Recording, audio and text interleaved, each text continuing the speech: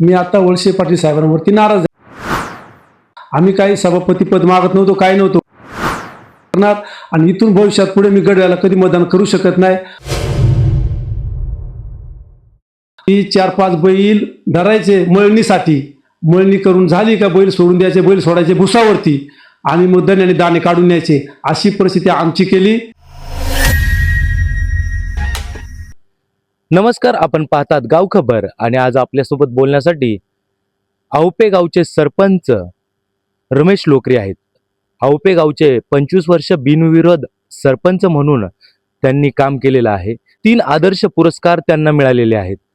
तर ते बोरगर पंचायत समिती गणासाठी इच्छुक होते, पण त्यांना त्यांच्या राष्ट्रवादी काँग्रेस पक्षाकडून तिकीट नाकारले गेले. तर आपण त्यांना विचारणार आहोत. सरपंच नमस्कार. नमस्कार साहेब, माझे नाव रमेश विठ्ठल लोकरे, सरपंच ग्रामपंचायत औपे. मी आतापर्यंत माझ्या आयुष्यामध्ये जवळजवळ 25 वर्षे बिनविरोध सरपंच पद भोगलं आणि 3 आदर्श सरपंच मला पुरस्कार मिळाले. माझी इच्छा होती की मला शेवटच्या क्षणापर्यंत साहेब तिकीट देतील, परंतु साहेबांनी मला काही तिकीट दिलेली नाही. मी आता वळसे पाटील साहेबांवरती नाराज आहे. मी प्रांजलपणे काम करणारा व्यक्ती. आत्तापर्यंत माझी जवळजवळ 37 वर्षे मी राष्ट्रवादी काँग्रेसमध्ये काम करतोय आणि शेवटच्या क्षणापर्यंत मला साहेबांनी आतापर्यंत सांगत आले, रमेश एक दिवस तरी तुला मी तिकीट देईल. आणि आता माझं 56 वर्ष वय आहे आणि 56 वर्षापर्यंत साहेब तिकीट देऊ शकत नाहीत. मी त्या गोष्टीमुळे मी नाराज होतो गेलो आणि मला तिकीट न दिल्यामुळं मी आता माझ्या समाजामध्ये सुद्धा सांगतोय की मला तिकीट दिली नाही आणि मला मतदानाचं सुद्धा हे मागवलं. तर मला जवळजवळ 1570 मतदान झालं आणि फेसबुकला सुद्धा पाहिलं तर जवळजवळ 70% होतं आणि बाकीच्या उमेदवारांचं पाहिलं तर कोण 12%, 13%, कोणाला 200 मतदान होतं. एवढं असताना सुद्धा मला साहेबांनी तिकीट दिली नाही. माझ्याबरोबर जे कार्यकर्ते होते ते नाराज झाले आणि मी नाराज झालो. सर्व पोल माझ्या बाजूने होते. समाजाला माहीत होतं, निष्ठावंत कार्यकर्ता होतो. आत्तापर्यंत दिलीपरावजी वळसे पाटील साहेबांना जर कोणी एक शब्द जरी वाईट बोलला तरी मला सहन होत नव्हतं. आणि माझं औपे हे गाव शेवटच्या टोकावरचं होतं आणि माझ्या औपे ग्रामस्थांनी मला 5 वेळा बिनविरोध सरपंच निवडून दिलं होतं आणि आत्तापर्यंत आमोंडी ते डोणीपर्यंत संपूर्ण गावांना कुठलं ना कुठलं तरी पद दिलेलं आहे. कुठलाही कार्यकर्ता असा ठेवला नाही का त्याला पद दिलं नाही असं नाही. आणि आमच्या ग्रामस्थांना वाटत होतं की औपे हे गाव ठाणे आणि रायगड या 3 जिल्ह्यांच्या बाउंड्रीवरती आहे आणि शेवटच्या टोकाला कधीतरी रमेशच्या निमित्तानं का होईना परंतु पंचायत समिती सदस्य पद मिळेल. आम्ही काही सभापती पद मागत नव्हतो, काही नव्हतो, परंतु एवढ्या माझ्या ग्रामस्थांनी मला 5 वेळा बिनविरोध निवडून देऊन आणि आमच्या शेवटच्या टोकाला संपूर्ण ग्रामस्थांनी इच्छा व्यक्त केली की एक वेळ संधी द्यावी म्हणून. आणि शेवटच्या क्षणापर्यंत साहेब देतो म्हणले आणि शेवटचा दिवस जेव्हा आला तेव्हा साहेब म्हणले तुला देणार नाही, अशा पद्धतीची आमची हेळसांड केली. इथून पुढे मग तुम्ही काय आता राजकीय भूमिका ठरवणार आहात? इथून पुढे मी ठरवले, आता वयाची 56 वर्षे पूर्ण झालेत आणि जे माझ्या भागामध्ये उमेदवार उभे राहिलेत, मग दाते साहेब असतील, राजू गोडे असतील, त्यांचे सहकार्य असतील, त्यांना मी सहकार्य करणार, त्यांना निवडून आणण्यासाठी मी सहकार्य करणार आणि इथून भविष्यात पुढे मी गडाला कधी मतदान करू शकत नाही. आणि जेवढे माझे चाहते असतील तेवढ्यांना संपूर्ण सगळ्यांना सांगणार का मला जसं फसवलं तसं इतरांना फसू नये म्हणून संपूर्ण माझ्या आदिवासी बांधवांना माझा आवाज जात असेल तर इथून पुढे गडाला आम्ही मतदान करू शकत नाही. म्हणजे तुम्ही सरळ सरळ राजू गोडेंना पाठिंबा देताय? मी माझ्या पूर्णपणे माहिती सांगितली का फक्त घड्याळ सोडून जेवढे उमेदवार असतील, दाते साहेब असतील, राजू असतील, बबनदादा असतील, कोणाला तुम्हाला जेव्हा इच्छा वाटत असेल ना त्याला तुम्ही सहकार्य करा, पण घड्याळाला सहकार्य करायचं नाही. पण आता तुमच्यावरती तुम्ही हे स्टेटमेंट दिल्यावरती तुमच्यावर बडतर्फची कारवाई होणार. माझ्यावर बडतर्फी होऊन मला 0 मिनिटात मरण आलं तरी चालेल, परंतु मी एवढी सेवा केली ना निष्ठावंत पद्धतीने, त्याचं मला प्रायचित्त मिळालं नाही. आणि इथून पुढे आता मी ठरवले, मी आजपर्यंत नेतृत्वाकडे विषय मांडला की साहेब आमच्या भागामध्ये, आदिवासी भागामध्ये आदरणीय शरदचंद्रजी पवार साहेब आले पाहिजेत. मी पहिल्या दिवसापासून तर वयाच्या 56व्या वर्षापर्यंत मी हे सांगत आलो, पण एक दिवस सुद्धा पवार साहेबांना आणलं नाही. आता ठरवले, आता सुरुवातीला विषय मांडले होते की या भीमाशंकर अभयारण्यामध्ये आम्ही महादेवाचे कोळे आहोत, शंकराचे भक्त आहोत, आमचं मंदिर आमच्या ताब्यात होतं, पण काही कारणास्तव ब्राह्मण लोकांनी ते हिसकावून घेतलं. आजपर्यंत विषय मांडत आलो की साहेब आम्ही महादेवाचे कोळे आहोत, आमचं मंदिर आमच्या ताब्यात मिळालं पाहिजे. ते मंदिर सुद्धा आमच्या ताब्यात मिळालं नाही. आज वस्तुस्थिती जर पाहिली तर पश्चिम पट्ट्यामध्ये येऊन सर्व भक्तजन येतात, ते संडास करून जातात, बाटल्या फेकतात, ते कचरा गोळा करायचं काम आमच्या महिला करतात, संडास साफ करायचं सुद्धा आमचे लोक काम करतात. आणि ह्या भागामध्ये परिस्थिती जर पाहिली, आज त्या भीमाशंकर अभयारण्यामध्ये जी भरती करायला पाहिजे होती मुलांची, ती भरती केली नाही. बाहेरचे लोक साहेब बसवलेत आणि आमची मुलं संडास साफ करायला ठेवलेत. ही खूप खेदाची बाब आहे. दुसरा प्रश्न असा आहे की अभयारण्याचा प्रश्न होता, आतापर्यंत अभयारण्य हे 4 गावामध्ये होतं, परंतु भविष्यामध्ये त्याची हद्द सुद्धा वाढली गेली.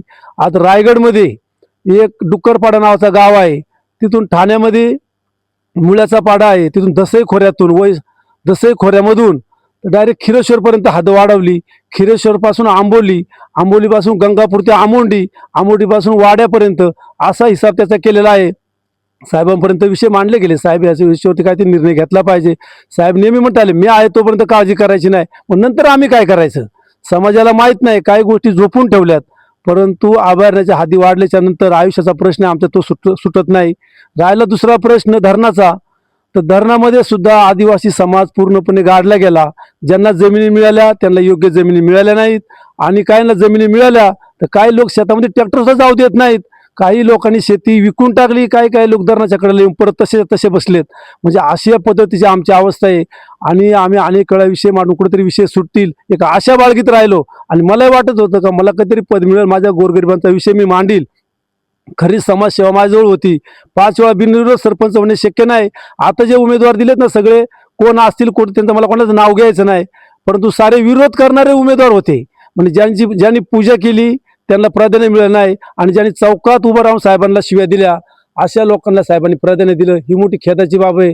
तर या धरणामध्ये जे लोक गेलेत, तर मी विनंती करील की आज धरणामध्ये आम्ही बुडालो, परंतु माझी विनंती आहे पश्चिम पट्ट्यात पूर्व पट्ट्यातल्या लोकांना सुद्धा, आज धरण किती भरते, धरणावर लोड किती येतोय, त्या धरणाचं धरण बोगस किती आहे, त्याला पाझर किती आहेत, तर आम्ही धरणात बुडालोय. परंतु माझ्या पूर्व पट्ट्यातल्या लोकांना सुद्धा विनंती आहे की बाबांनो, एक वेळ तुम्हाला खायला नाही मिळालं तरी चालेल, पण धरणाचं पाणी कमी करून ठेवा, त्याची जी काही गळती आहे ती थांबवा. एक दिवस असं येईल आम्ही बुडालो, तुम्ही वाहून जाऊ नका. हा जोडून विनंती आहे. मी कळकळीनं सांगतोय की सर्वांनी उठावा, खा आणि त्या धरणाची गळती थांबवा. तुम्ही बिचारानं सुधारलेत ना, तर चांगल्या पद्धतीनं सुधारणा तुमची करून घ्या. परंतु आम्ही धरणात बुडालो, तुम्ही वाहून जायचा प्रयत्न करू नका. हात जोडून विनंती माझी. धरणाच्या बाबतीत तुम्ही काहीतरी अजून सांगत होता. धरणाचा विषय, धरणात लोक बरेच गेलेलेच आहेत ना आमची, त्याच्यामुळे आम्हाला काही धरणाचा फायदा नाही. आणि दुसरा विषय असा होता की आजपर्यंत लोकांची इच्छा होती की धरणाच्या वरचा जो भाग आहे, ते आज भारत स्वातंत्र्यापासून आम्ही या गडाळाकडती विश्वास ठेवत आलो गडाळावरती, आणि आम्हाला पाणी प्यायला वरच्या भागात वेळ शेती होईल. परंतु आत्तापर्यंत धरणाचं पाणी काय वरती आलेलं नाही. भीमाशंकरचा जो रस्ता आहे तो रस्ता भीमाशंकरच्या कृपेने दुरुस्त होतोय. आज डिंबा ते आउपे रस्ते, त्या रस्त्याला साधा साईड पट्टा नाही. वस्तुस्थिती पाहिली, पुण्यासारख्या ठिकाणी रेल्वे जमिनीतून चालली, रेल्वे आकाशातून चालली, मुंबईला तेच वातावरण आहे. आणि आमचा आदिवासी भागातला एक रस्ता, तो सुद्धा त्याचा रस्त्याचा साईड पट्टा व्यवस्थित नाही. ही दुर्दैवाची बाब आहे आमची. आतापर्यंत किती मुलं पडली जडली, कोण पत्रकारांना सांगतोय? अशी माहिती सुद्धा कळू देत नाही आम्ही. आता वस्तुस्थिती अशी होती याच्या पूर्वीच्या पाठीमागे, आज आमचं म्हणणं असं होतं की डिंबा धरणामध्ये संपूर्ण आदिवासी समाज बुडाला. का साहेब, ह्या धरणामध्ये आमच्या आदी क्रांतिकारांची नावं आहेत, कोणाच तरी नाव द्या ना. हुतात्मा बाबू गेनू यांचं नाव दिलं, 100% ते क्रांतिकारक आहेत, त्यांचं नाव दिलंच पाहिजे. परंतु वस्तुस्थिती अशी आहे की पूर्व पट्ट्यामध्ये खूप मोठमोठ्या इमारती आहेत, रस्ते आहेत, तलाव आहेत, पाझर आहेत, उड्डाणपूल आहेत, तिथं कुठेतरी यांचं नाव द्या ना. आता खालच्या भागामध्ये आमचं बरं कोणाचं नाव देत नाहीत क्रांतिकारक आमच्या, पण आमच्या भागात जे बुडालेत ना, कधीतरी आमची इच्छा होती की आमच्या क्रांतिकारांचं नाव द्यायला पाहिजे होतं. पण शेवटी हुकुमशाही ही, ह्या हुकुमशाहीमुळं हुतात्मा बाबूगेन यांचं नाव दिलं, त्याला जलाशयाला दिलंय तर चांगलं आहे, त्यांना आम्ही वाईट म्हणतच नाहीत. परंतु आमची इच्छा होती द्यायला पाहिजे होतं, पण ते दिलं नाही. आता हे वळसे पाटील साहेब किंवा राष्ट्रवादी पक्षाने जर तुम्हाला विनंती केली, तुमचं बंड थंड करण्यासाठी प्रयत्न केले, तर तुम्ही शांततेचा मार्ग अवलंबणार? मी माझ्या आयुष्यातलं आता 56 वर्ष चालू आहे. आयुष्यभर देवाची पूजा केली नाही. नामदार दिलीपरावजी वळसे पाटलांची पूजा करत आलो. मला त्यांच्याबद्दल आता कुठल्या गोष्टीचा रागही ठेवायचा नाही, कुठला दोषही ठेवायचा नाही. फक्त माझी प्रांजलीचे 56 वर्षात जे करता नाही आलं, शेवटची इच्छा एवढीच आहे आता की आजपर्यंत आम्ही शिवसेनेला नाव ठेवत आलो, भाजपला नाव ठेवत आलो. ज्याच्या कोंबड्याने पाठ उजडल त्याच्या कोंबड्याकडे आम्ही जाणार. आता वस्तुस्थिती एवढीच आहे, मी शिंदे साहेबांकडे जाईल, किंवा फडणवीस साहेबांकडे जाईल. पण शेवटची इच्छा माझ्या आदिवासी बांधवांना एवढी सांगतो की मी शेवटच्या क्षणापर्यंत एक समाजसेवक म्हणून काम करेल. मला आयुष्यात निवडणूक लढवायची नाही. आणि माझा प्रश्न एवढाच आहे की आता मी मुख्यमंत्री महोदयांना जाऊन भेटणार, दोनपैकी कुठेतरी एकाला जाऊन भेटणार, भीमाशंकर किंवा आऊपे या टोकावरती आणणार, सर्व सरपंच गोळा करणार, कार्यकर्ते गोळा करणार आणि त्यांना माझा विषय आम्ही सर्वजण मिळून या मुख्यमंत्री महोदयांकडे विषय मांडणार. जी व्यक्ती आमचा विषय सोडविल आम्ही 100% त्यांच्या बाजूने जाणार. मग फडणवीस साहेबांच्या बाजूने जायचं की शिंदे साहेबांच्या बाजूने जायचं, पण 100% आता विषय संपला तो संपला. आता आम्ही यांच्याकडे विषय व्यक्त करू शकत नाही. आयुष्यभर आमच्या आदिवासी भागातल्या लोकांना माहिती आहे की 4-5 बैल धरायचे मळणीसाठी, मळणी करून झाली का बैल सोडून द्यायचे, बैल सोडायचे भुसावरती आणि मग दण्याने दाणे काढून न्यायचे. अशी परिस्थिती आमची केली. ज्यांची माझी एवढीच इच्छा आहे शेवटची आता का इथून पुढे भविष्यात मी कधी इकडे जाऊ शकत नाही. आणि ज्यांना मला ज्यांनी सहकार्य केले, जेवढे माझे चाहते आहेत त्या सर्व माझ्या आई बहिणींना भावांना विनंती की पुन्हा परत घड्याळाचं नाव घ्यायचं नाही. संपला विषय तो. बस. धन्यवाद.